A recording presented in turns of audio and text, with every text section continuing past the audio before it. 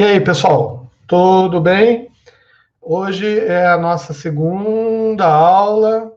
Eu já dei a primeira aula, que eu só enchi de linguiça. E hoje a gente vai começar a falar. Deixa eu reduzir aqui esses negócios aqui, que eu fiz uns negócios aqui que eu não gostei muito aqui no meu PowerPoint. Senão, eu vou distribuir o PowerPoint. Aliás, só para eu relembrar aqui, por um acaso, eu estou em algum grupo de Zaps com vocês? Devo estar, né, do semestre passado, né?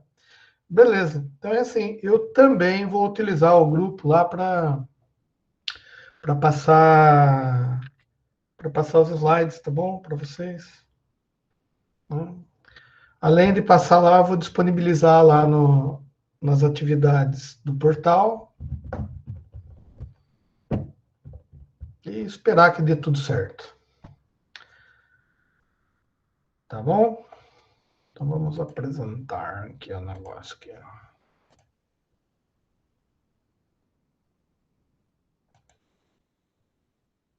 Isso aqui. Isso aqui. Beleza. Deixa eu já salvar esse negócio aqui. Espera um pouquinho só. Salvar como? Eu vou salvar isso daqui. Procurar. Espera aí. Vamos salvar de computação gráfica. Senão eu perco, daí já entorna o caldo aqui. Área de trabalho. Estamos em 2021. Né? Eu vou criar uma nova pasta aqui de computação gráfica.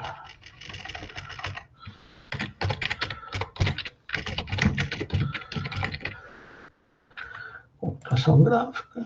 Daí eu gravo aqui. Computação gráfica. 1 e 2. Salvar. Muito bem. Então vamos lá. Como eu falei para vocês na aula passada, o que a gente vai estudar agora é um pouquinho do histórico, só para a gente entender da onde veio essa ideia da computação gráfica, tá?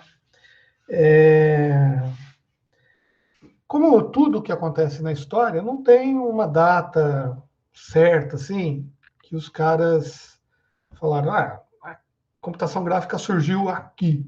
Não tem uma demarcação, assim, bem rígida, né? Mas acredita-se que as ideias de computação gráfica, aparentemente, surgiram lá nos anos 20, cara. Tá? Nos idos de 1920, né? Com o surgimento da televisão. Daí aqui até tem até uma contestação histórica, porque o pessoal diz assim, mas a televisão mesmo, que a gente conhece e tal, surgiu em 1935. Na realidade, comercialmente, ela surgiu um pouquinho depois, mas a ideia e as ideias de se fazer a televisão já existiam, né? Então, a televisão foi o precursor, vamos dizer assim, precursor, é assim que fala? Não entendo. Tanto faz. Mas a televisão foi o que deu a ideia master, né? A big idea, né? A ideia principal para futuramente a gente conseguir fazer a computação gráfica do jeito que a gente entende ela hoje, tá? Então, tudo surgiu lá com a televisão, que na realidade, né, não foi bem televisão, porque antes da televisão, os caras inventaram uma válvula que ele chamou de CRT, né? Que é Cathodic Ray Tubes, ou tubo de raios catódicos, tá?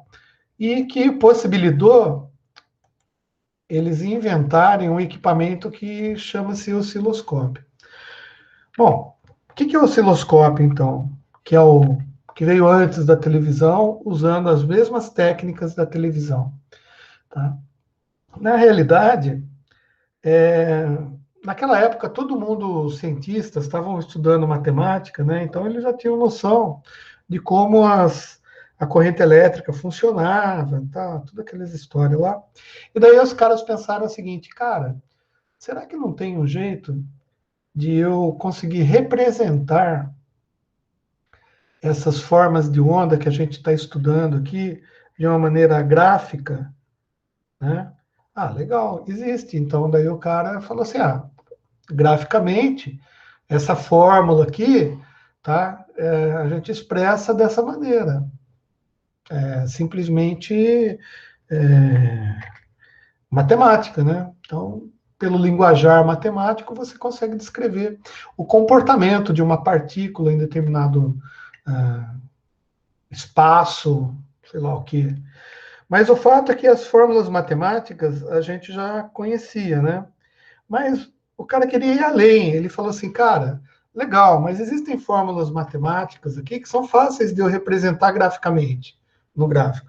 Mas existem fórmulas matemáticas, tá? Ou soma de sinais, né, de fórmulas diferentes, tá? Que quando a gente coloca junto, fica muito difícil de eu desenhar graficamente na mão. Por quê? Uma fórmula só, por exemplo, seno de x. O seno de x é muito fácil da gente representar no papel graficamente, bonitinho, né? Então, seno de x você desenha, né? Varia de 1 a -1 e faz aquele senoide, beleza. Uma senoide é a representação gráfica do seno. Legal, mas daí o cara falou assim, pô, mas e se eu misturar um seno com a cotangente e com uma cossecante junto e com um cotangente hiperbólico junto, somar tudo, vai dar uma coisa diferente, né? Vai. Dá para representar graficamente? Dá. Dá. Se você sentar a bunda na cadeira, com o papelzinho lá, gráfico, e você determinar os pontos no gráfico em função lá do X, você consegue desenhar isso daí. Mas o cara queria ir mais além, ele queria que algum equipamento, será que não dá para a gente representar isso de uma forma visual? Então, e daí o que, que eles fizeram? Eles inventaram esse CRT, tá? Eu vou falar meio rápido, porque senão vai gastar muito tempo aqui, talvez não seja pertinente ficar martelando, mas a ideia do CRT é mais ou menos o seguinte, ó, eu vou explicar para vocês, vocês vão entender. Tá? Esse negócio aqui é um tubo de vidro, tá? É uma válvula na realidade, tá? Uma válvula grande, tá? Aqui tem um monte de pininho que você coloca, não sei se alguém já teve a oportunidade de ver uma válvula, mas uma válvula eu não tenho aqui porque eu não sou tão velho assim, né? Mas uma válvula é um dispositivo cheio de pininho, assim, que você encaixa, que nem uma lâmpada de LED, né? Você encaixa nos contatos elétricos aqui, né?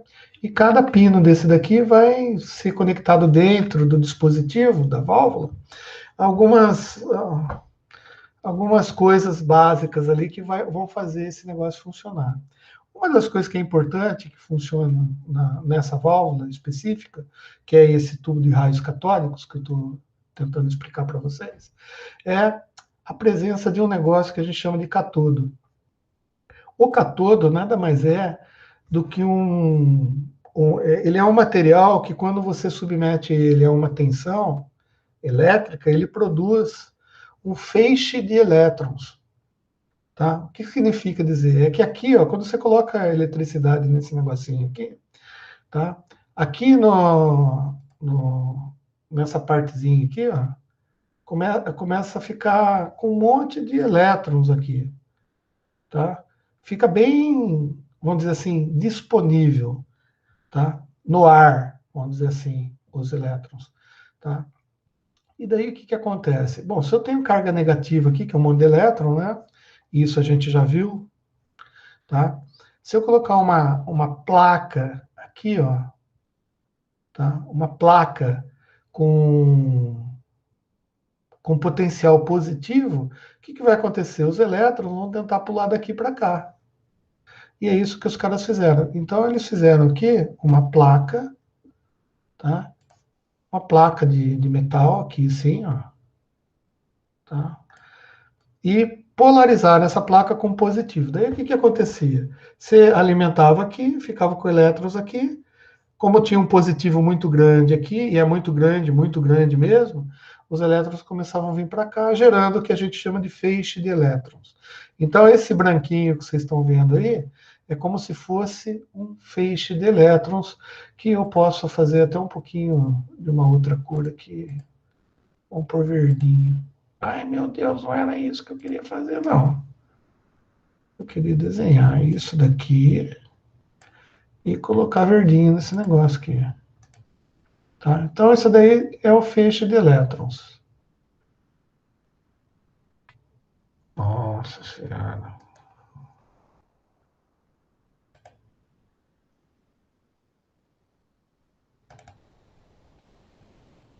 Tá bom. Só para a gente enxergar melhor, tá? Beleza. Então,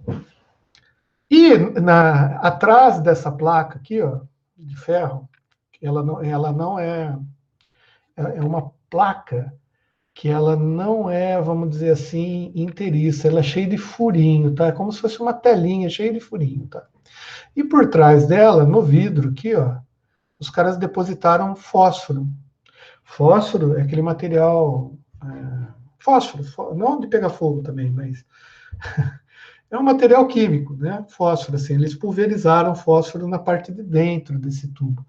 Só que o que acontece? O fósforo ele tem uma característica que quando você injeta elétrons nele, ele lumeia, ele acende, tá? Fica que nem vagalume, olha que bonitinho, tá? Então o fósforo é um material fosforescente, legal. Então se você injetar um feixe de elétrons nele, tá? Esse fósforo aqui ele vai ficar uma bolinha acesa, aqui, uma bolinha bem no meio. Se eu fosse desenhar isso daí de frente, né? Seria alguma coisa assim, tá? E com esse feixe, a hora que eu ligasse esse cátodo, tá? E ficasse os elétrons aqui e polarizasse essa placa, ele ia atrair os elétrons e esses elétrons aqui iam ficar verdinho, né? Verdinho. Ia ficar aqui no meio, aqui, ó. Tá? Bem no meio, né? Exatamente na direção desse cara aqui, né? Porque os elétrons iam vir direto para cá. Legal, então no meio da tela ficava um pontinho, né?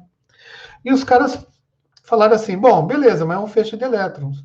Então, se eu colocar algumas placas, tá? Tanto na vertical quanto na horizontal, e eu ir colocando uma tensão positiva nessas placas aqui, tanto na horizontal quanto na vertical, o que eu posso fazer com esse feixe aqui?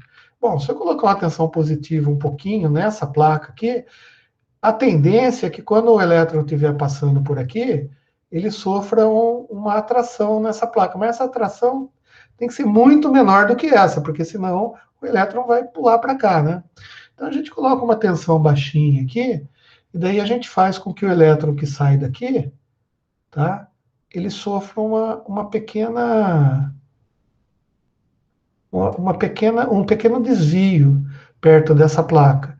E se eu fizer isso, tá? Eu consigo fazer com que a nossa bolinha fique aqui em cima, por exemplo, tá? No tubo. Se eu fizer embaixo, obviamente, isso daqui vai ser passado para cá, né? Porque essa placa vai começar a fazer uma atração aqui, não tão forte para o elétron parar aqui, mas só para desviar ele desse principal, e essa bolinha vem para baixo. Legal. A mesma coisa acontece aqui nas placas de metal polarizadas eletricamente na horizontal, ou seja, se eu colocar tensão aqui, eu consigo fazer com que essa bolinha fique aqui. Se eu colocar do lado de lá, por exemplo, eu consigo fazer com que a bolinha fique aqui. Bom, legal. Então, por aqui a gente já tem um mecanismo que dá para entender que eu consigo, através de uma eletricidade, de polarizar as coisas aqui, tá? Nessas placas, eu consigo fazer com que a bolinha se mexa, não fique fixa num lugar. Mas eu tenho que fazer isso de uma forma conhecida, por exemplo, né? Veja bem,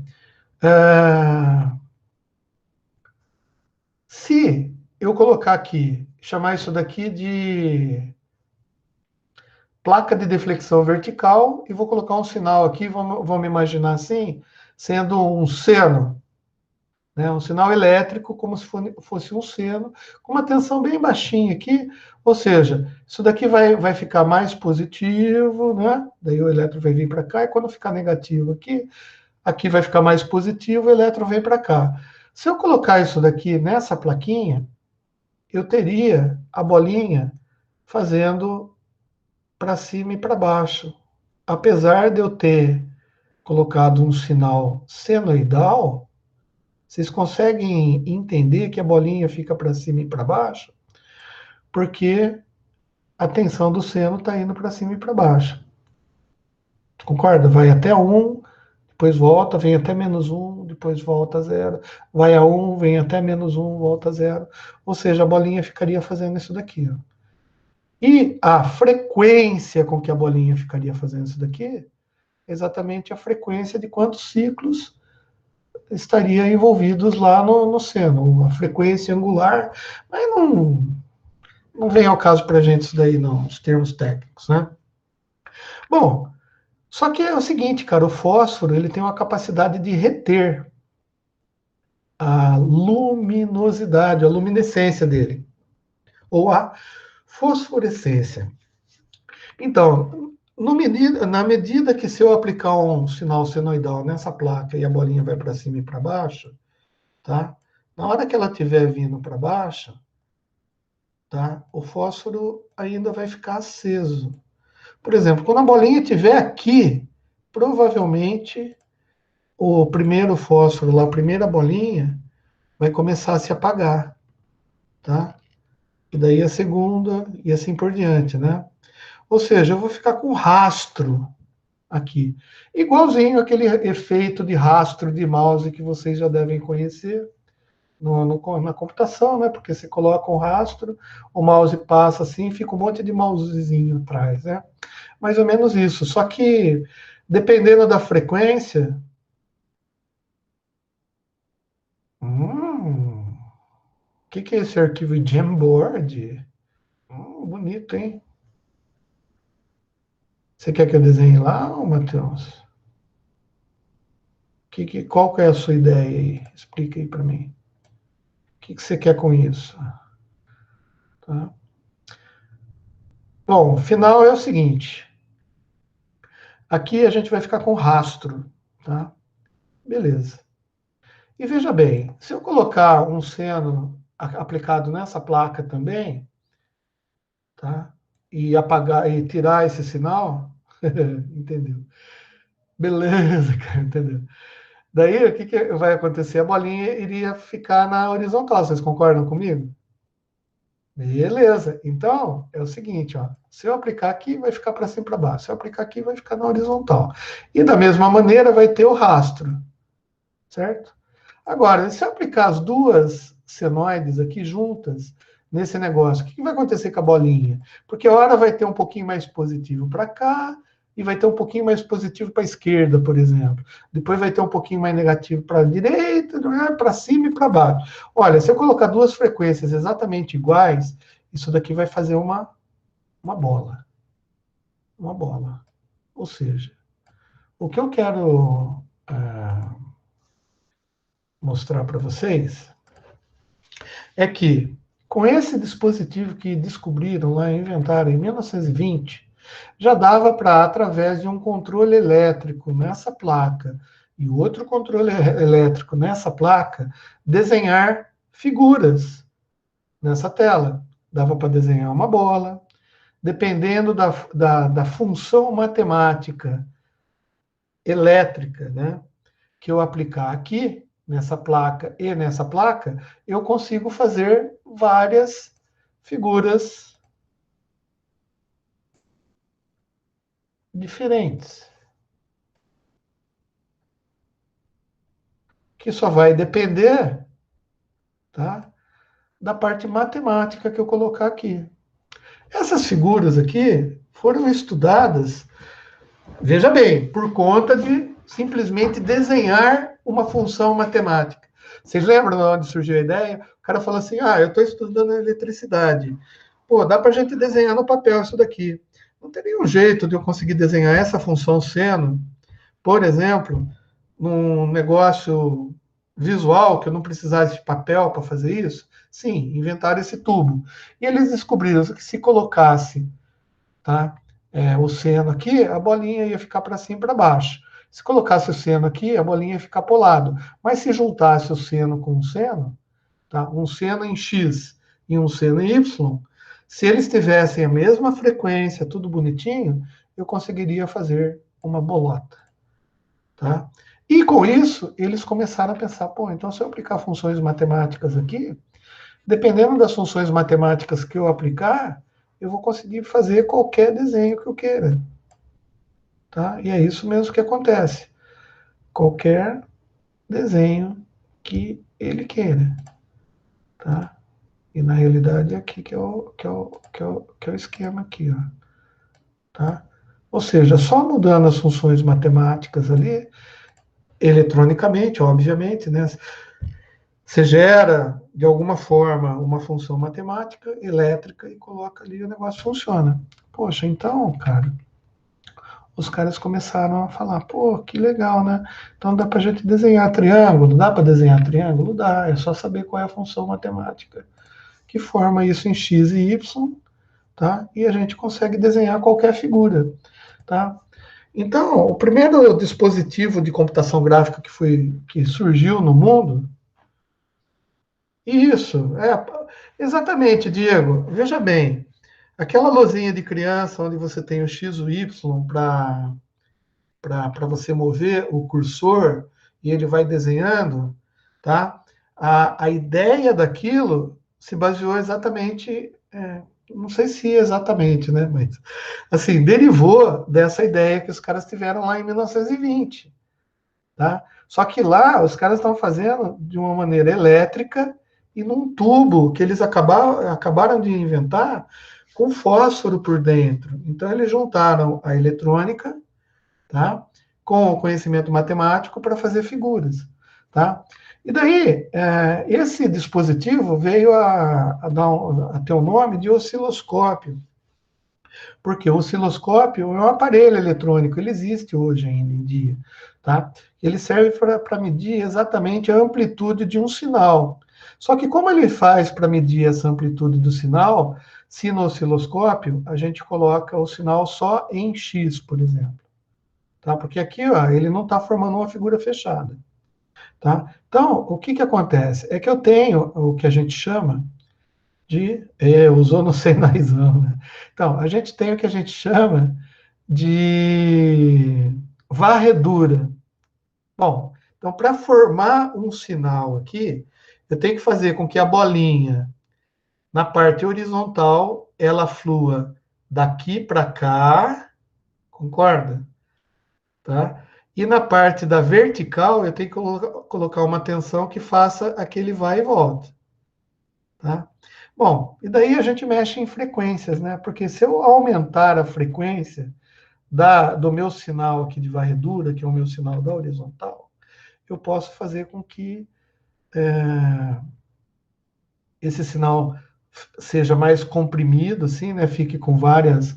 É que eu não vou conseguir desenhar isso daí para vocês, tá? Mas é assim, ó, vou imaginar, né?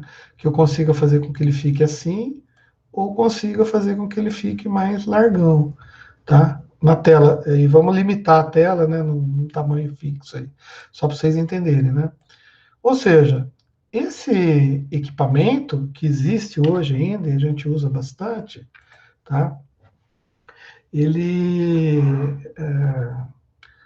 é um sinal gráfico bem simples, e a gente consegue reproduzir, tá, a forma de onda que eu colocar no eixo X aqui, né?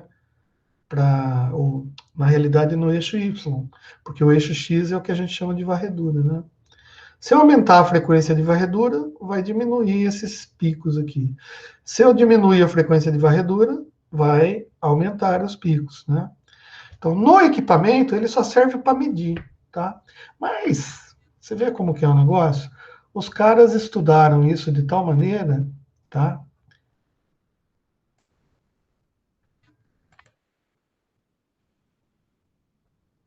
Cadê o... Tá, acho que eu vou pôr esse daqui antes, tá? Tinha um cara que chamava Lissajous, tá? Que ele estudava exatamente a relação que tinha, tá? Entre os sinais, as funções que eu colocava no eixo X, que é aquelas placas deflectoras que eu falei para vocês, e no eixo Y. E daí, cara, os caras começaram a fazer essas figurinhas aqui, ó, só no, só mexendo nos sinais. E veja, ele estava trabalhando com sinais bem simples, né? Em X ele colocava um seno com uma amplitude A, e em Y ele colocava um seno com amplitude B, tá? E daí, ó, se ele iria variando só esse A aqui, ó, tá? Né? E esse B, tá vendo?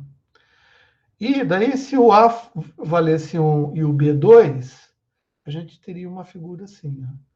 Por quê? Porque o B valendo 2 significa que a velocidade dele, o angular, vamos imaginar assim para não ficar muito complexo, tá? Seria o dobro da frequência, né? Se eu colocar A3 e o B2, eu fazia uma figura desse jeito esquisita aqui, ó. Isso tudo ficava demarcado no fósforo daquela tela, tá? Existem figuras, deixa eu ver se eu acho uma mais bonita aqui. Tá, essa daqui é bonita pra caramba, né? Tá. Ctrl C. Eu não vou lá na Wikipédia, não. Eu vou na minha. Aqui, ó. Essa é uma figura de Lissajous, tá? Ah, César, mas ela é muito complexa, né? Quantas, quantas formas de onda, né? Qual é a função que o cara colocou no equipamento? E a gente já vê que esse equipamento aqui tem intensidades diferentes, né? Ou seja, eu vario também a intensidade com que o feixe de elétrons bate no fósforo sensibilizador, vamos dizer assim. Tá? Eu não quero. A tela é colorida, tá? Então vamos imaginar que é um outro sistema. Mas a ideia aqui é assim, poxa, quais as funções que eu coloquei aqui para gerar essa figura complexa, bonita, tá? De Lissajous, tá? Que nada mais é do que a combinação de duas frequências, né? Ou dois sinais, tá? Formando essa figura. Tem outra aqui também que eu achei bonita também. Essa daqui não necessariamente precisa ser reproduzida em tela colorida, tá? Olha que bonito, tá? Mas veja bem, aqui, cara, aqui a gente só está, assim, explicando, né? Como que os caras tiveram a ideia. Tipo assim, o cara teve uma ideia, estudou, produziu, testou, viu, funcionou. Daí o cara foi colocando sinais elétricos mais complexos nas placas lá do negócio, do tubo, tá? E daí as figuras iam ficando mais estranhas, né? E, obviamente, ele desenvolveu junto com isso, tá? Junto com isso, todo o modelamento matemático atrelado, né? Não cabe aqui eu fazer isso daí porque eu não sei, eu vou passar vergonha aqui se eu for começar a fazer desenvolvimento matemático aqui disso daqui, tá? E eu quero acreditar que vocês também não vão querer que eu faça, né? Pelo amor de Deus, né? Não vai lá reclamar que eu não sei fazer isso, né? Mas o fato é isso, tá? Então, a primeira ideia, né, dessas curvas surgiu lá já desde 1800, dá uma olhada aqui, ó. 1815 o cara já tinha essa, esse estudo de funções, tá? Só que o que aconteceu? A gente não tinha nenhum componente eletrônico, nenhum dispositivo eletrônico que conseguia reproduzir essa porcaria. Então o cara fazia assim, ó, imagina como que o cara deve ter feito essas ideias aqui, tudo na mão, né? Por isso que ele usava funções mais simples, né? Porque se fosse fazer alguma coisa como essa aqui na mão, eu acho que o cara estava desde 1855 até hoje tentando desenhar, plotando os pontinhos, né? Para fazer o negócio, tá? Por isso que a gente tem o computador para fazer para nós. Mas, ou seja, computação gráfica, se a gente for na raiz da história, surgiu da matemática, né? Surgiu da necessidade matemática da gente representar pontos, tá? De maneira que eles ficassem bonitos para os nossos olhos na tela, né? Então, vamos pensar assim. Beleza. Fechamos mais ou menos, só para vocês terem uma breve ideia de da onde surgiu, né? A ideia daquele negócio lá do tubo de raio catódico proporcionou que a gente colocasse uma figura de Lissajous, tá? Ou um desenho de uma bolinha, ou de duas bolinhas, sei lá, um quadradinho, um triangulinho, tá? Num negócio que não chamava computador, não chamava nada, né? Esse CRT é o que veio posteriormente, lá na década de 30, se transformar no que a gente conhece de televisão. Então, o conceito de televisão, tá? O conceito de televisão pode ser entendido dessa maneira. Tá? Televisão da sua avó, aquela de tubo, sabe? Aquela, não existe mais, né? Nem as vó têm de tubo mais.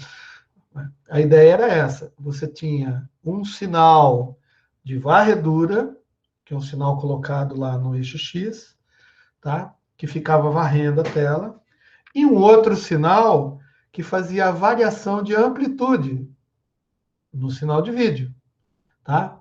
Então, ele variava a amplitude para saber aonde a bolinha, né, do fósforo ia. Mas a tela de TV é uma tela de fósforo. Vamos pensar na preto e branco primeiro, que era um fósforo meio cinza, né? Que a ausência de elétrons fazia ele ficar preto, apagado, né? Fazia ele ficar bem escuro. E quanto mais intensidade de elétrons, fazia ele ficar branco, tá? Então a televisão surgiu daí, uma varredura e sinal elétrico. Só que a televisão, diferentemente dessas figuras de Lissajous, ela precisava de mais informação, tá? Então, a televisão surgiu da combinação dessas figuras de Lissajous e de um conhecimento de fotografia, né? Porque em mil e não sei quando, porque eu não sou bom de história, os caras já tinham câmera fotográfica, né?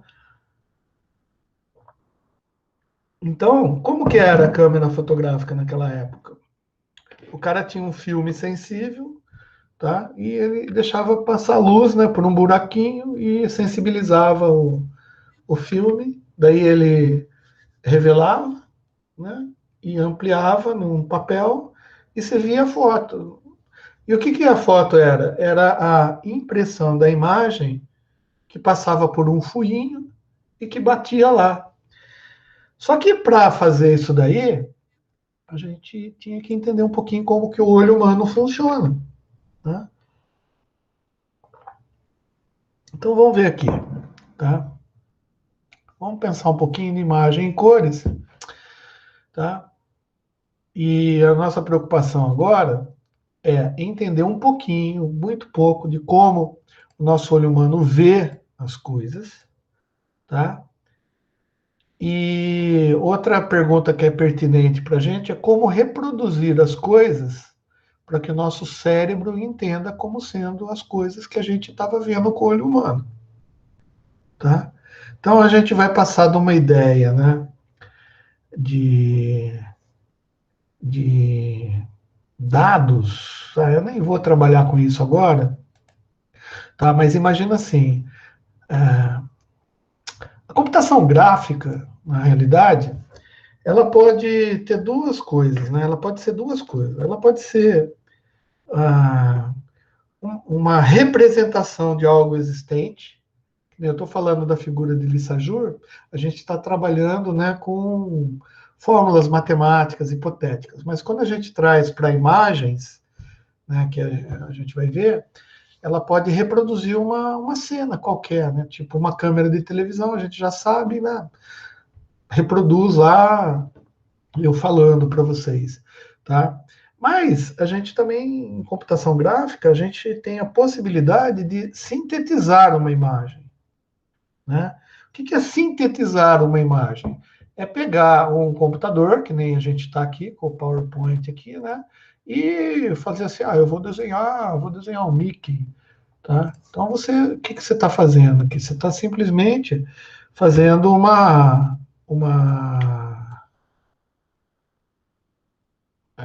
sei lá, sintetizando, né? Sintetizando uma informação que você não tirou foto dessas três bolinhas que eu pus aí, né? A gente não tirou foto. Mas olha só, o que é importante, talvez, né? É que olha como o nosso cérebro é legal, né?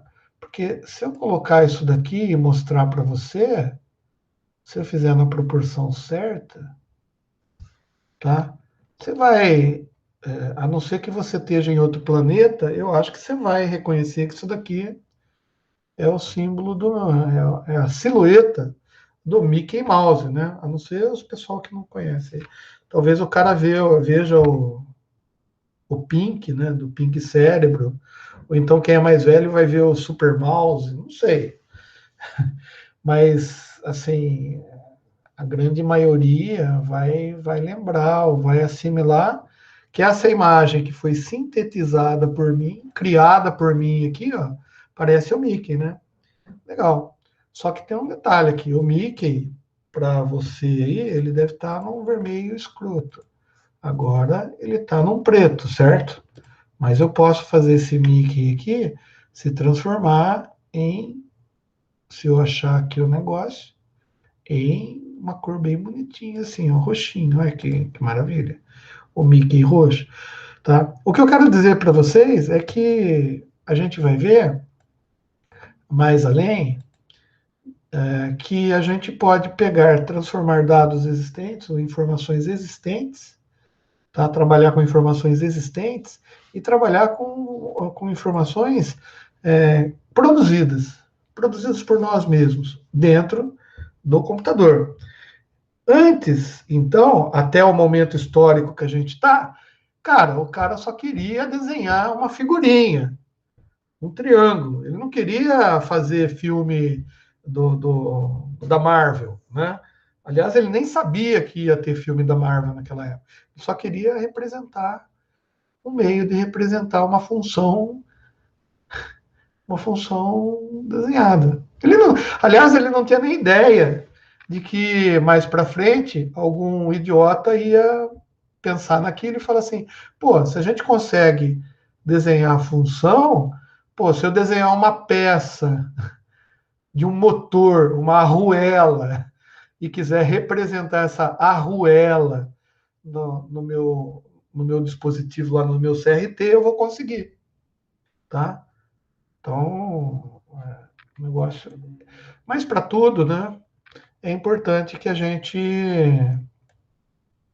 tente entender mais ou menos, tá? Como que funcionam os nossos queridos olhos aqui, os olhos humanos. Bom, o olho aqui, eu não sou médico, tá?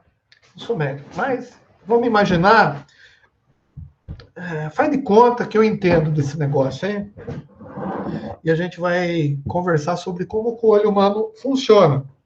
E por que a gente vai conversar sobre como o olho humano funciona. Porque se a gente entender um pouquinho de como funciona o olho humano, a gente vai conseguir entender como que a gente vai sintetizar ou reproduzir alguma coisa, tá? Usando as características, as melhores características que a gente pode para fazer com que a representação que a gente está mostrando para o indivíduo que está vendo a nossa obra de arte, né, que é a nossa computação gráfica, como que o olho dele vai perceber aquilo. né? Porque enxergar as coisas tem muito a ver com a percepção que a gente tem, né? Então, veja bem, o que acontece no olho humano? A gente viu lá a tia Cida, lembra da tia Cida de Ciências, da quarta série? Então, ela ensinava para gente que o olho humano era uma bolotinha que nem isso daqui, né? E aqui a gente tinha uma lente, tá? Uma lente, né? Que a gente chama de cristalina, né? Por onde a luz passava. E como isso daqui era uma lente, acontecia uma refração, né? E essa luz aqui, ela era projetada na nossa, no que a gente chama de retina, né? Bonito, né? E as informações de iluminação ou de luminosidade ou de variação de coisa, o foco era o nervo óptico que faz. Mas essas variações de iluminação, que são, que a gente pode até chamar de contraste, forte, fraco, tá? Que tem alguns nomes, né? Mais para frente a gente vai detalhar melhor, mas esses negócios eram projetados na nossa retina, e daí isso daí era convertido em sinais elétricos que iam para o cérebro. Não, sinais químicos, eletroquímicos, que vão para o cérebro e o cérebro entende. Tá? E daí a gente sabe que por causa dessa lente aqui do cristalino, o nosso zóio enxerga tudo de cabeça para baixo. Isso é importante, tá? Nós enxerga tudo de cabeça para baixo ou de ponta cabeça, dependendo da região sexual do Brasil que você se encontra. Cada um fala de um jeito, eu não sei aí em Americana. Aqui em Limeira nós falava ponta cabeça. Ponta cabeça. Beleza. Mas o que tem nessa retina? Essa retina é formada por uns breguetezinhos assim, ó, que são células nervosas, tá? E esses tipos de células nervosas, que são vários, são chamados de cones e bastonetes. Aliás, está aqui já escrito. Olha que maravilha. Isso daqui eu já escrevi na aula que eu dei, outra aula com isso daqui, com esse material. Tá? Cones e bastonetes. Tá? E qual que é a diferença que tem de cone e bastonete? Bom, eu vou dizer para você que bastonete ele é mais sensível à intensidade de luz, tá? E os cones são mais sensíveis a cores. E ó que legal, cara. Os negros dessecaram os olhos, fizeram um monte de experiência, sabe?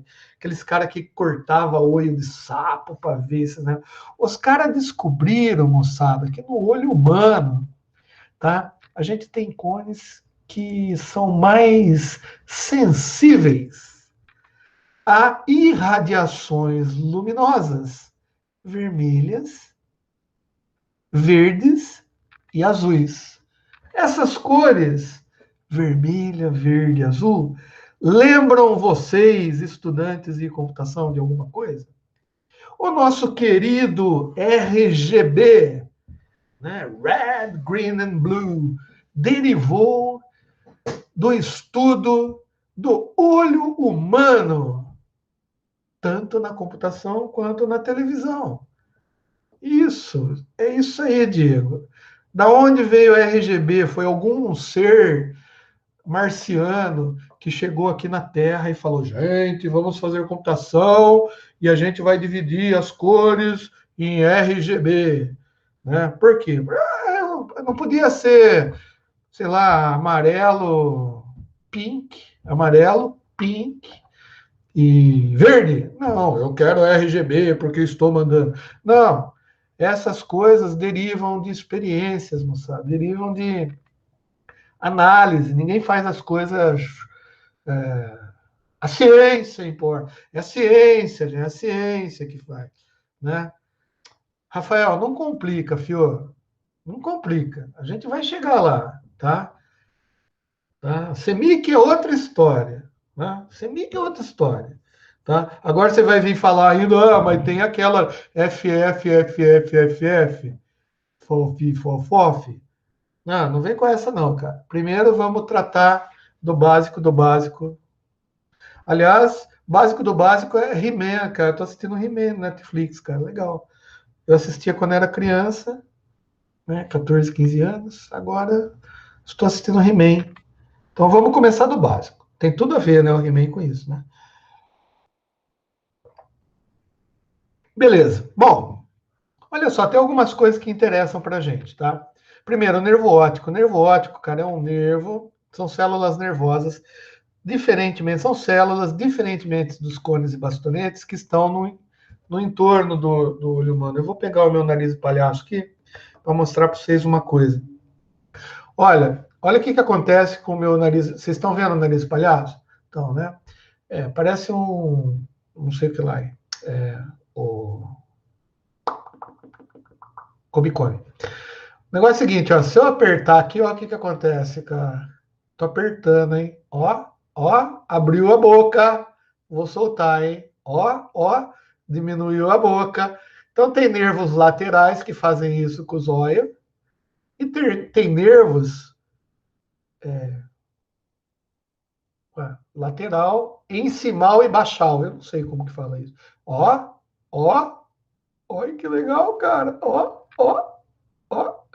Então, o que acontece? Pac-Man. Então, quando os nervos ópticos, o cérebro precisa focar a imagem aqui, ele faz isso com o olho, ele faz os dois ao mesmo tempo, assim, ó.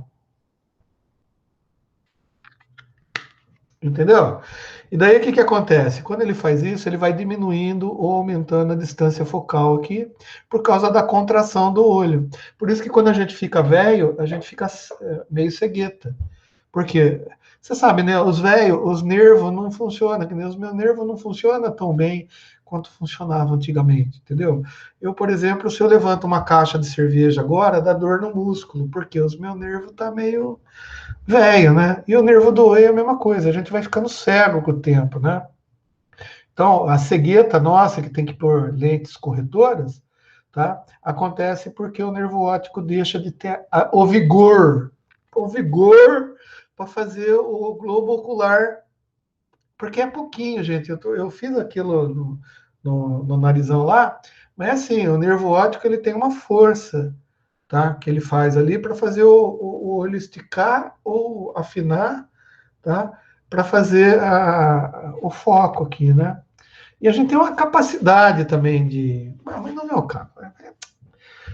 Quiser, eu ponho aí um link aí, vocês vão estudar olho humano aí, vai virar médico, beleza. O importante de tudo é que, como essas características do olho humano aqui, eles perceberam que a gente tem. É que nem o vermelho, por exemplo, a gente enxerga melhor o vermelho, tá? Do que o verde, tá? E do que o azul. Então, o vermelho, para a gente, ele é muito mais fácil de enxergar. A não ser os retardados que têm problema cerebral, aí, né? Que daí não enxerga, enxerga, mas não vê, né? Então, é isso aí. Tá? Então, daí assim, ó, queria dizer para vocês que antes da gente ficar, né, apreensivo, né, com os cálculos que a gente eventualmente poderia ter, os cálculos vetoriais, né, para a gente calcular as equações de desenho, tá? E como que a gente vai formar textura, clipping, né, que é recortes, shading. Cara, tem um monte de termo complicado que a gente vai ver no curso, tá? Que é complicado só nos termos mesmo, nos nomes, tá? Porque os caras dão um nome bonitinho para as coisas, entendeu? Bézier. Não, Bézier, curvas de Bézier, é que Bézier foi o cara que descobriu, que inventou, que deu a sacada, né, meu? O cara viu assim e falou: je suis Bézier, je peux dire, e je vous dire. E daí ele fez, cara, o negócio. Ele inventou um algoritmo muito legal, que é mais fácil, dá para você entender melhor como que faz curva, né? Por quê? Porque a gente vai aprender ferramenta para fazer curva, tá? Mas a gente não precisa se preocupar muito com isso, né? Computação gráfica é algo que hoje nos ajuda em diversos ramos do conhecimento. Tá? Se a gente entender um pouquinho dessa fisiologia, um pouquinho de como o ouvido funciona, né? Faixas de frequência que a gente vai escutar, faixas de frequência que a gente vai conseguir ver, faixas de frequência que não adianta nada você produzir, sintetizar para alguém ver, e se alguém não vai ver. Daí a gente vai discutir também questão de resolução. Os caras estão falando, eu já falei para vocês, eu acho que eu já falei, né? Os caras estão falando de televisão 4K, 8K já, tá na televisão 8K. Cara, você chega em casa à noite, você coloca a televisão 8K, você fala assim, nossa, que maravilha. Daí sabe o que eu faço? Eu faço isso aqui, ó. Ah, meu Deus, já caiu para 2,5K já. Só de eu tirar o óculos, cara. Tem coisa que eu não vou ver. Não adianta você querer ver a antena da formiga. Não, mas a imagem. Nossa, mas seu olho não tá vendo, seu cérebro não tá vendo, cara. Então tem um limite, sabe? E daí os caras começam a aumentar as coisas só para ferrar com nós, cara. É a mesma coisa que videocassete. Vocês não são do tempo. Videocassete de uma cabeça, duas cabeças, três cabeças, cabeçote, sei lá como que os caras falaram. Cinco cabeçote. Mas cinco cabeçote? O cara começava a contar cabeça de vídeo, cabeça de áudio, cabeça auxiliar para pause, cabeça de não sei o que lá, cabeça. Cara, seis cabeças, sete cabeças. Eu falo assim, cara, mas pra que tanto cabeçote no raio do videocassete, cara? Com um só já dá. Ah, não, mas com seis cabeças é melhor. O meu é melhor, tem cinco canais, sete canais. Agora vai inventar o Dolby, 11 canais. Tá, e aí? Seu ouvido vai conseguir escutar? Não, então não adianta nada. Bom, beleza. Vamos lá, de fisiologia. A gente tem mais ou menos 7 milhões de cones em cada olho. Tá? Então, na retina, a gente tem 7 milhões de cones. Tá? E a maioria deles, né? Quer dizer, a maioria não, né? A grande parte que é responsável para visualização, ele está concentrado na região que eles chamam de região fóvea. Tá nome escroto, né? Região fóvea. Cara, se você me encher o saco, eu vou dar um murro na sua região fóvea. E você vai ficar foveado, tá? Então, esses que estão nessa região fóvea, que é a grande maioria dos 7 milhões, não sei o que lá, eles são sensíveis a estímulos de luz e cores, moçada. Foi o que eu falei para você. Os batonetes são fotorreceptoras sensíveis à variação de luz, tá? Ou seja, então, veja bem, olha só que interessante. Um gato tem muito mais bastonetes do que o ser humano, tá? O que significa dizer que o gato consegue enxergar muito melhor no escuro do que nós, entendeu? A coruja também, tá? Os gatos, por incrível que pareça, têm pouquíssimos cones, eles quase não conseguem enxergar as cores da maneira que nós enxergamos.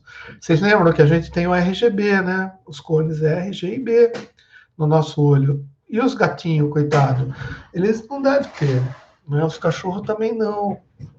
Então, coitadinho, né? A gente tinha que arranjar um jeito de corrigir isso daí para o gato enxergar melhor, né? Mas em compensação, à noite ele enxerga coisa que você não jamais. Porque os bastonetes, como eles são fotorreceptores, sensíveis à variação de luz, se tiver pouquinha variação de luz, que é o que acontece no escuro, né? As diferenças entre o claro e o escuro, no escuro é muito mais escuro do que no claro. Entendeu? Isso é importante. Tá? Tem esse nome devido à sua forma alongada e cilíndrica. Bastão, bastonete. Então, né? Bastão. Legal. E são também usados na visão periférica. Bom, também isso daqui eu não sei. Isso daí é coisa do cérebro, né? Tá. Ó, na parte mais externa é 100 milhões de bastonetes, ou seja, os 7 milhões estão na região fóvea, porém a gente tem 100 milhões de bastonetes, né? Esses proporcionam a visão ecotópica e acentuam a percepção dos contrastes, saturação, matiz de preto. Ué, peraí, aqui já mudou tudo, tá? E acentua a percepção do contraste, saturação e matiz do preto, tá? Então, então eu falei errado? Falei errado? Falei errado. Se eu falei errado, vocês corrigem aí, tudo bem, tá? Bom, daí a gente vai ver aqui aquele lance do RGB lá, o que que eles podem proporcionar para a gente, tá? As cores, elas são, tem dois tipos de misturas que a gente pode fazer para entender o que que é cor. Depois eu vou passar, aqui é só um penteleco só do histórico, né? Mas a gente vai estudar as cores com um pouquinho mais de profundidade mais para frente, para a gente entender que as cores podem ser aditivas ou subtrativas, tá? A televisão funciona de um jeito e a impressão funciona de outro, tá? Então, as coisas que você faz, os softwares que você produz, usando esse conhecimento de computação gráfica para ser visualizados em tela de computador, eles têm que usar uma característica, tá? Por quê? Porque as telas de computadores, elas emitem luz, tá? Então, a gente trabalha melhor com cores aditivas, tá? Enquanto que, se você for imprimir alguma coisa para fazer um trabalho gráfico, de computação gráfica, mas que vai ser mostrado para a pessoa através de uma plotter, né, de uma impressora, uma foto, por exemplo, ou Photoshop, sei lá. Então, se você for imprimir isso daí para mostrar para as pessoas, é melhor você trabalhar com outro sistema de cor, tá? Daí o Rafael falou do CMYK, aí depois a gente vai entender melhor essas coisas. Por quê? Porque fazem a diferença no olho humano, ou como o olho humano vai entender aquela produção gráfica que você está fazendo para vídeo, ou aquela produção gráfica que você está fazendo para papel, por exemplo, para impressão. Tá? E isso é interessante, porque é óbvio, se você for se aprofundar, né, por exemplo, eu vou trabalhar só com produção de web design. Você é um web designer, beleza, então você vai ter que aprender da melhor maneira, né, como fazer programas para interagir usando um determinado tipo de composição, vamos dizer assim. Tá? Na realidade, isso veio dos estudos que Newton fez lá em 1900 e bola, lá 1800 e bola, tá? Com a teoria das cores, né? E a gente vai passar muito por cima, mas o que importa para a gente disso tudo agora, só para a gente ainda entender do histórico, é que é o seguinte, ó, é, as cores, as cores, elas são ondas eletromagnéticas. Tá? O que eu quero dizer com isso? É que não existe diferença entre a onda eletromagnética que você recebe no seu Wi-Fi, tá? Da onda eletromagnética que você recebe no seu olho e consegue enxergar. Quer dizer, a única diferença que existe é a questão de frequência de oscilação dessas ondas. Tá?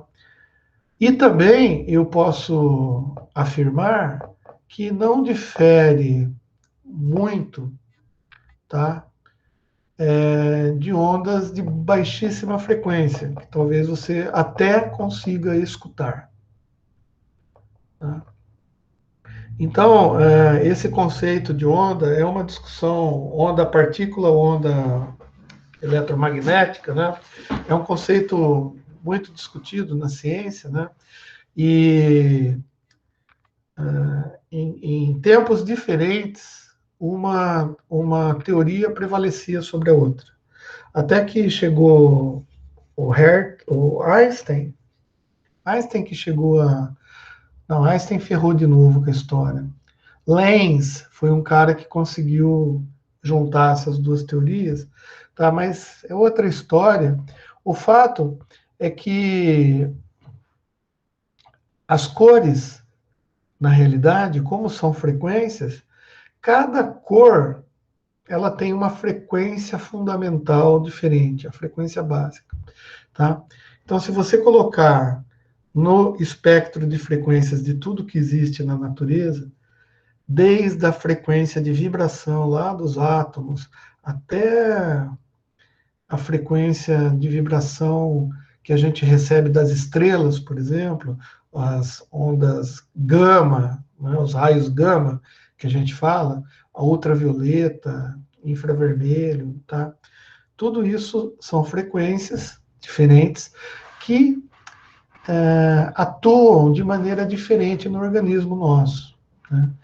E a gente consegue, no caso da visão, enxergar uma certa gama só de frequências, tá? Que inclusive é separada no espectro de frequências, né? Desde o raio-x, raio gama, até o onda de rádio, AM, FM. Nessa bagatela toda de ondas, cara, é definida uma pequena parcela que a gente consegue enxergar, que eles chamam de luz visível, tá? Aqui a gente tem uma figura, né, onde a gente tem a ideia, né, da projeção de cores e os comprimentos de onda, né? Porque as frequências, o pessoal, a gente da engenharia elétrica, o pessoal da engenharia gosta de trabalhar com frequências, mas o pessoal da física gosta de trabalhar com comprimento de onda, tá? A diferença de uma para outra é que um tem a velocidade da luz como referência. É só isso. Então, lambda é igual a C sobre F, ou seja, comprimento comprimento de onda é o inverso da frequência, tá? Então, se você pegar isso daqui, que é 498 nanômetros, e você inverter isso daqui, 1 sobre 498 nanômetros vai dar uma frequência, tá? E veja bem, a gente está vendo os cones, tá? E os cones, como eu falei, eles têm percepções diferentes, tá? Ou seja, ele consegue ver intensidades diferentes. Então, veja bem, o cone, que ele foi criado por Deus para perceber, né, os sinais vermelhos, ele tem uma sensibilidade maior, tá? Mais ou menos nessa frequência. Os verdes, eles têm uma sensibilidade maior nessa frequência, tá? E os azuis, ele tem uma sensibilidade nessa frequência. Então, o que eu quero dizer é, dependendo da frequência que chega no seu olho, tá? Você vai ter sensibilidades maiores ou menores em função dessa frequência, portanto, em função da cor. E a gente sabe, já desde também da quarta série lá da tia Cidinha, que ela pedia para a gente misturar guache, né? Então ela pegava lá as cores lá, ela falava só que as cores básicas, né? Que é amarelo, vermelho e azul, né? São diferentes do RGB, né? As cores básicas do guache são amarelo, vermelho e azul, tá? Por quê? Porque o tipo de colorimetria que a gente faz com guache é diferente do que a gente faz com o olho humano, tá? Mas a mistureba de algumas dessas cores aqui, tá? Vai dar uma cor intermediária ou uma cor que está entre um e o outro, né? Portanto, vai fazer com que a gente, no nosso olho, consiga enxergar analogicamente infinitas cores, que variam desde aqui mais ou menos do Black Power aqui, ó, de 420 nanômetros até a faixa de visão 600. É claro que eu, né, o meu olho, por exemplo, ele está preparado para ver cores além dessas aqui, né? Então eu consigo ver cores muito, né, quase lá no raio gama, por exemplo, né? Eu tenho que forçar um pouquinho, né? Mas beleza, tá? Então a percepção da cor, né? Porque veja bem, a gente não vê cor. Cor é uma onda eletromagnética. Essa onda eletromagnética, ela sensibiliza uma célula, ou dois tipos de células, que a gente tem no olho humano. Né? E essa sensibilização, por exemplo, dependendo da faixa de frequência que seja, que chega, vai sensibilizar mais os cones ou os bastonetes. Ou os cones vermelhos, ou os cones azuis, ou os cones verdes. O fato é que quando chega alguma coisa no olho da gente, chega uma mistureba de um monte de coisas, né? Então, a gente consegue compor e perceber cores exatamente por causa do nosso aparelho visual, tá? Então, a percepção da cor é o resultado da combinação das três cores que os três tipos de cores são capazes de detectar: vermelho, verde e azul. Tá? Então, isso daqui é que possibilitou a gente a fazer, aquela ideia, né, de compor na televisão ou no computador, né, fazer o RGB, e através da combinação dessas três cores você cria todas as outras, só que para isso vai depender da codificação que você está usando, de quantos bits você está usando para cada cor, e daí a gente vai entrar em alguns outros conceitos aí, tá? Do que é pixel, do que é imagem, tipos de imagem, né? E assim por diante, tá? Bom, é, só para reafirmar, o que chega no olho da gente, na realidade, então, é a reflexão de uma luz que bate num objeto. Então, quando você olha para a cadeira da tua casa aí, o que está chegando no teu olho é a reflexão dessa luz que está batendo no objeto. A luz artificial que está ligada aqui vai bater nos objetos. Então, o que você vê é a reflexão disso. Isso é interessante também, porque quando você for compor uma obra gráfica, tá? Você tem que ter esses conceitos de reflexão muito bem sedimentados, porque isso daí influencia, tá? Nos objetos que você vai eventualmente colocar numa cena ou num cenário de filme, ou quando você for sintetizar alguma coisa em computação gráfica. Você tem que pensar não só na luz incidente, porque todo mundo sabe, né, que na computação gráfica você pode gerar, tá, algumas formas de iluminação, modos de iluminação, dependendo do software que você está usando, né? Mas isso tudo é matemático, né? Então você tá simulando que você está injetando uma luz com uma determinada intensidade num determinado objeto, mas a conversão vai ser feita como se o objeto tivesse refletindo aquilo, para que o cara que estiver olhando para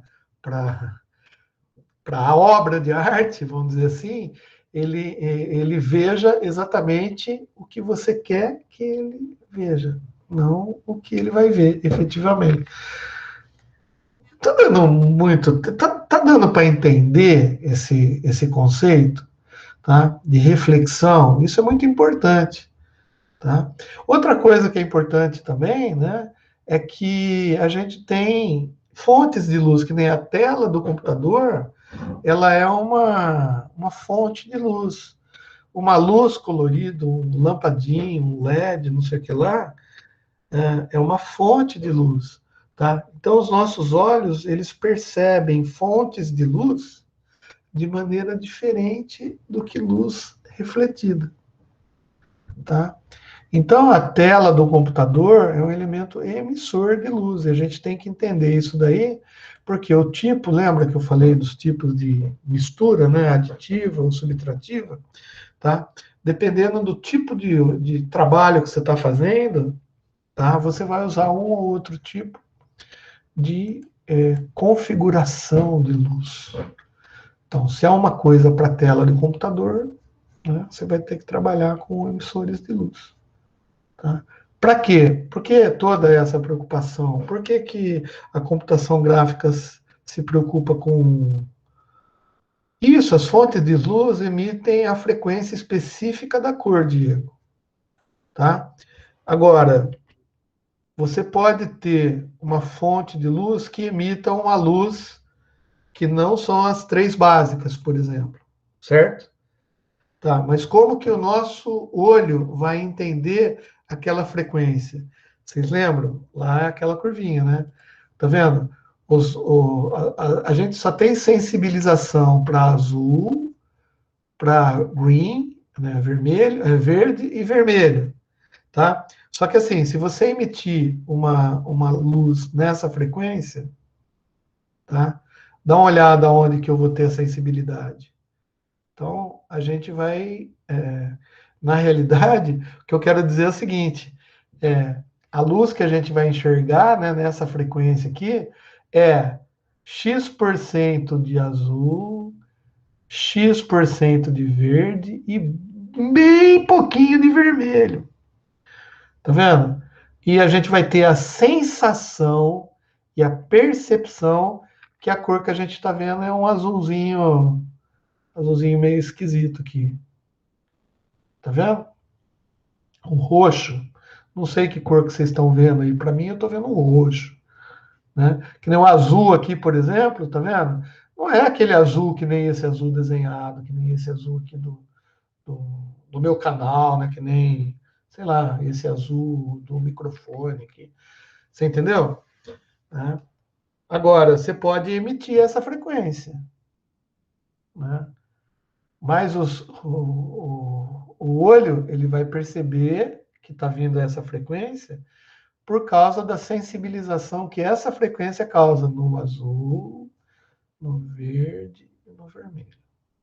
Não sei se ficou bem explicado, tá? Mas é por isso também que a gente tem que tomar cuidado com o emissor de luz, tá? Porque às vezes para você compor um azul, é melhor você pôr porcentagens de verde, vermelho e azul, entendeu? Para numa intensidade certa, para que o teu olho consiga perceber a luz que você quer que ele perceba. E por que isso? E outra coisa que a gente tem que ver é que cada pessoa no mundo, cada um desses 7 bilhões de seres viventes, vai enxergar a luz conforme as células que ele tem no olho dele. Então eu nunca vou enxergar exatamente a cor que você enxerga. Nunca. Tá? Então, às vezes, uma cor pode ser muito bonita para você e para mim pode doer os olhos. Tem que tomar cuidado com isso também. Tá? É. Bom, daí, então, a diferença básica, né, que a gente tem é que é o seguinte: essas cores que são mais percebidas pelo olho, a gente chama de cores primárias, tá? Só que existe essa diferença entre cor aditiva e cor subtrativa, tá? Então, o que o pessoal chama também aqui de cor pigmento, tá? Que é o tipo de cor que a gente trabalha quando a gente vai fazer um trabalho impresso, numa impressora, numa plotter, numa impressora fotográfica, né? Então, essas cores, as cores básicas, são vermelho, amarelo e azul. Enquanto que a cor luz, que é o que está sendo emitido para a gente, tá? Que sensibilizam também o nosso olho, são o azul, o vermelho e o verde. Tá? Então, por isso que tem essa diferença entre trabalho impresso e trabalho para ser visualizado no. Ah, beleza. E aonde que a gente vai usar todo esse conhecimento? Né? Onde que a gente vai usar esse conhecimento? Quando você for fazer um trabalho, né? Uma obra qualquer, então você vai entender melhor como que você vai compor, tá, o seu trabalho para ele parecer para o cara que está vendo uma coisa legal, do jeito que você está querendo fazer. Né? Enquanto que, se você for pintar ele, você não vai conseguir pintá-lo e deixar ele igualzinho estava na tela do computador se você usar as mesmas referências de cores. Tá? Não vai dar certo. E eu vou dizer uma coisa para você que você talvez. Se você somar essas três cores aqui, em intensidades certas, você vai ter o branco. Tá? Então, é assim, ó, o branco eu consigo com a soma do RGB, tá? Em proporções certas. Tá? Mas se eu misturar o R, o yellow e o blue aqui, o RY blue, tá? Eu não vou conseguir branco, eu vou conseguir um preto. Né? Nas proporções também, tá? Nas proporções. Né? Então, por exemplo, se eu misturar esse azul com esse vermelho aqui, já vai ficar quase preto. O amarelo vai clarear um pouquinho, mas no fim das contas, o negócio vai ficar um pretão só. Tá? Tá. Então, o conceito de cor subtrativa é o seguinte: o que acontece? Quando eu estou enxergando um objeto azul, o que está acontecendo? Todas as outras frequências, tá, estão sendo absorvidas pelo objeto. E só a cor azul está sendo refletida para mim. Então, uma cor subtrativa é assim: você joga uma luz no objeto. Que luz você vai jogar no objeto? Bom, geralmente a gente procura jogar uma luz que tem todas as frequências, tá? Para iluminar um objeto, porque senão você não vai ver a cor do objeto, né? Então você joga um branco. O que é uma luz branca? Ah, a luz do Sol, por exemplo. O Sol é um ser que irradia, um ente, que irradia cores em todas as frequências. Então, só que daí o que acontece com o objeto? O objeto recebe a luz do Sol, ele absorve todas as frequências que não a frequência que ele está refletindo, que vai expressar a cor dele, tá? Para a gente, para o nosso olho.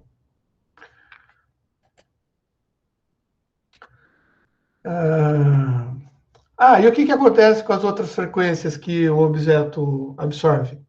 Fica com ele em forma de calor. Tá? Daí tem um objeto que a gente chama de preto puro, tá? Que é um objeto que absorve todas as cores que atinge. Tá? Então, um objeto preto, e é o preto preto mesmo, tá? É um objeto que vai absorver todas as cores, ele vai esquentar mais. Tá? Enquanto misturamos pigmentos e cores primárias, aqui vem o magenta, cian e amarelo, né? Tá? Porque o que é o magenta, yellow e ciano aqui? É que é o seguinte, eles chamam o azul de ciano, o amarelo de amarelo e o vermelho de magenta. Tá? Não são bem certinho igual a do RGB, mas é mais ou menos isso aí.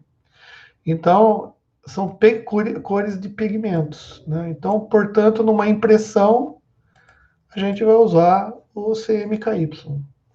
E o Y, o que é? O Y, o CMYK, o Y, cara, é a luminância. O Y é o yellow. O K aqui, ó, tá? O K é o que a gente chama de temperatura de cor, tá? Que vai ter a ver com a Luminância, tá? Luminância. Mas a gente não sabe o que é luminância ainda, então... Bom, cores aditivas, tá? Ó, aqui é só para terminar a aula, é só para ver, por exemplo, quando eu pego o RGB, e isso daqui é uma projeção feita numa tela preta e a luz gerada, tá? A gente consegue reproduzir o branco, não fica muito branco assim, né? Tá? Mas assim, através da composição dessas três cores, só que é o seguinte, a intensidade do verde, do azul e do vermelho, elas têm que ser diferentes. E elas têm uma proporção, tá, de intensidade que vai proporcionar o branco, tá? Se a gente mexer na intensidade de uma dessas cores aqui, esse branco inexiste, ele some daqui, tá? E as outras cores não vão se misturar, por exemplo, eu não vou conseguir formar o amarelo certinho. Beleza, pessoas? Isso daqui foi feito também, isso é uma foto real também. Esse tá bonito, hein? Não é real não, hein? É real ou não é real? O que vocês acham? Isso é uma foto de uma parede real ou é um, uma foto gerada no computador? Feito no PC, beleza. Beleza, moçada. Então é o seguinte, o que que faz você acreditar ou pensar ou perceber que essa foto aqui não é uma foto real? Essa é a diferença entre o ser humano e o computador, tá? Você pode até mexer, mexer nisso daqui, melhorar a textura. Não é só resolução, Alexandre. Textura, tá? Textura da parede parece uma coisa que não é aleatória, né? Você olha aqui os tijolos, pode ser que parece que tem tijolo repetido, né? Dá para perceber, ó, o olho humano percebe um tijolo igual ao outro. Não sei. Parece artificial, exatamente essa é a dificuldade que a gente tem em computação gráfica. O nosso olho, apesar de ser deficiente, ele, ele consegue ver coisas que o computador não consegue ver, portanto, não consegue transformar, né? E então, esse negócio é que a gente vai ver na aula também, né? Como que a gente vai fazer um trabalho, ou produzir um software, ou usar um filtro, alguma coisa, né? Para fazer com que esse negócio fique o mais próximo da realidade possível, tá? A gente consegue chegar bem pertinho ultimamente. Ultimamente a gente tem conseguido chegar bem pertinho. Beleza, moçada? Deixa eu parar de gravar, mas ainda vou continuar alguns momentinhos em sala de aula. Cadê aqui? Interromper gravação. Interromper. Até a próxima aula.